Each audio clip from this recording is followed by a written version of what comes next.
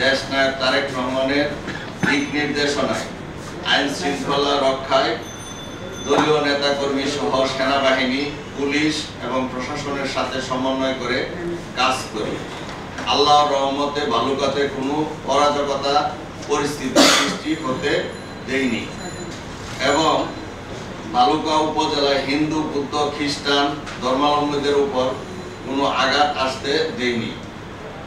5ই August পরবর্তী পরিস্থিতির পর দলীয় নেতাকর্মী সহ উপজেলা পরিষদ, থানা সহ সরকারি স্থাপনা দুর্বৃত্তদের হাত থেকে রক্ষা করার জন্য দলীয় নেতাকর্মী দিয়ে পাহারা বসিয়েছি।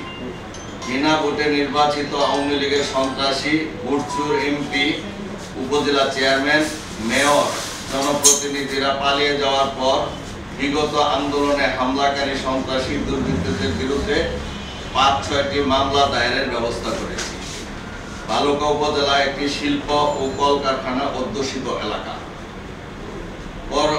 পরিবর্তিত পরিস্থিতিতে যাতে কোনো বিশৃঙ্খলা তৈরি না হয় তার জন্য স্থানীয় সব পক্ষ একত্রিত হয়ে প্রকৃত ব্যবসায়ী, বিএনপির সাথে সম্পৃক্ত নেতৃবৃন্দ শিল্প প্রতিষ্ঠানে বৈধ ব্যবসা করার জন্য আমার নিকট সুপারিশের আবেদন করেন।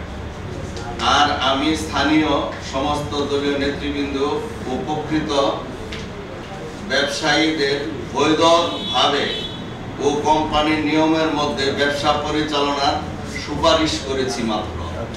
এখানে উল্লেখ্য যে আমার পরিবারের এবং আত্মীয় স্বজনের কাউকে এই ব্যবসায় যুক্ত করি নাই।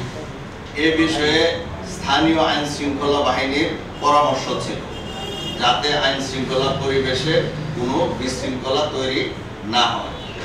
আমি কোনো শিল্প প্রতিষ্ঠানে সশরীরে যাইনি, এমনকি টেলিফোনে বা লোক পাঠিয়ে হুমকি প্রদান করিনি।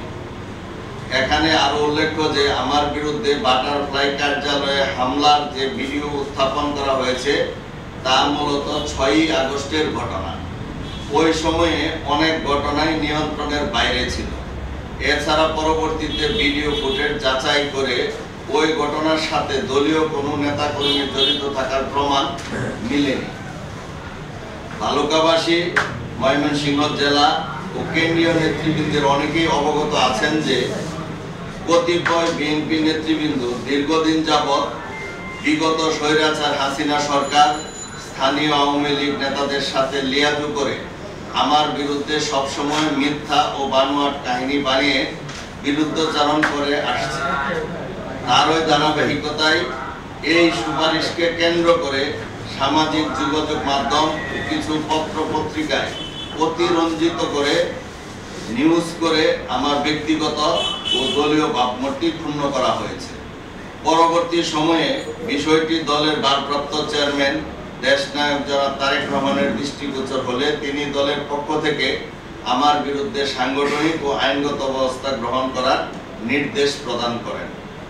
ওই সুপারিশটি আমি সরল মনে করেছি, আমার অন্য কোনো উদ্দেশ্য ছিল না। এই ঘটনায় দলীয় ভাবমূর্তি যদি ক্ষুণ্ণ হয়ে থাকে, ভালুকাবাসী, দেশবাসী যদি মনে কষ্ট পেয়ে থাকেন, আমি বিনীতভাবে দুঃখ প্রকাশ করছি এবং ক্ষমা প্রার্থনা করছি। আমি দীর্ঘদিন বিএনপির একজন পরীক্ষিত কর্মী। দীর্ঘদিন যাবৎ বিএনপি করে সামাজিকভাবে সম্মানিত হয়ে আজকের এ পর্যায়ে এসেছি।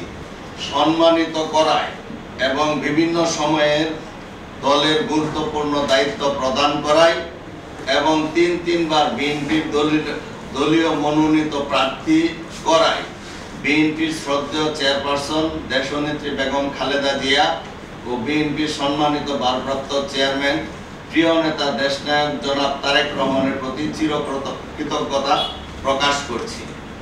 এ পর্যন্ত আমার বিরুদ্ধে নেয়া দলীয় সিদ্ধান্ত আমি মাথা পেতে নিয়েছি। যে ঘটনা কেন্দ্র করে আমার বিরুদ্ধে সাংগঠনিক আইনগত ব্যবস্থা গ্রহণ করা হয়েছে সে বিষয়ে বিএনপির ভারপ্রাপ্ত চেয়ারম্যান প্রিয় নেতা দেশনায়ক জনাব তারেক রহমান এর নিকট একটি নিরপেক্ষ তদন্ত কমিটির মাধ্যমে যাচাই বাছাই করে আমি নির্দোষ প্রমাণিত হলে আমার বিরুদ্ধে নেয়া সাংগঠনিক ও আইনগত ব্যবস্থা প্রত্যাহারের অনুরোধ করছি। আমি বিএনপির একজন পরীক্ষিত কর্মী, যতদিন বেঁচে থাকব বিএনপির একজন কর্মী হিসাবে মানুষের সেবা করে যাব এবং সামাজিক কাজ করে যাব। প্রিয় সাংবাদিক ভাইয়েরা, আমার উল্লেখিত বক্তব্য সমূহ বিএনপি ভালুকাবাসী দেশবাসীকে জানানোর জন্য ইলেকট্রনিক্স মিডিয়া, প্রিন্ট মিডিয়া ও সামাজিক যোগাযোগ মাধ্যমে ব্যাপক প্রচারের অনুরোধ করছি।